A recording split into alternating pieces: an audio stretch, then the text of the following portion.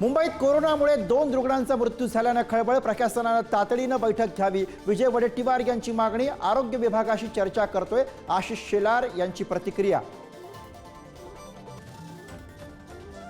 पाकमधील ISI साठी हेरगिरी करणाऱ्या तब्बल 11 जणांना अटक. उत्तर प्रदेशमधनं शहजाद तर पंजाबमधनं आणखी 2 हेर अटकेत.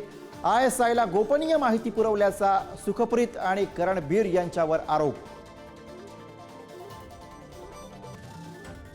हल्ल्यापूर्वी पाकला माहिती दिल्याच्या आरोपांनंतर राहुल गांधींचा जयशंकर यांच्यावर पुन्हा निशाणा.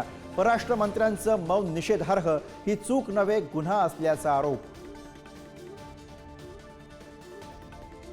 3 महिन्यात अज्ञातांकडून 3 दहशतवाद्यांची हत्या. लष्कर तय्यबाच्या सैफुल्ला अबू कतालची गोळ्या झाडून हत्या. कुलभूषण जाधव यांचं अपहरण करणाऱ्या मुफ्तीचाही खात्मा. अमृतसरच्या सुवर्ण मंदिराला लक्ष्य करण्याचा पाकिस्तानचा कट. पाकची क्षेपणास्त्र आणि ड्रोन्स हवेतच पाडून भारतीय लष्करानं उधळला पाकचा डाव. तर हैदराबादमध्येही घातपात घडवण्याचा कट फसला.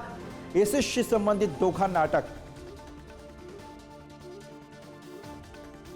मध्य प्रदेशचे मंत्री विजय शहा यांना सुप्रीम कोर्टाचा दणका. कर्नल सोफिया कुरेशींना उद्देशून केलेल्या वादग्रस्त विधानाच्या चौकशीसाठी SIT स्थापन करण्याचे आदेश.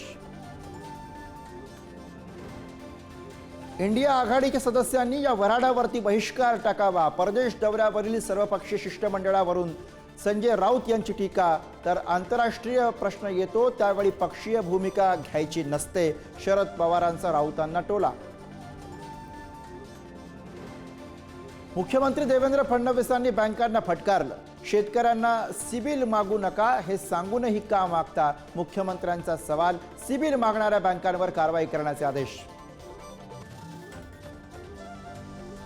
जळगावमध्ये शिंदेंच्या शिवसेनेचं नवसंपर्क कार्यालय. भूताच्या अफवेमुळे ओस.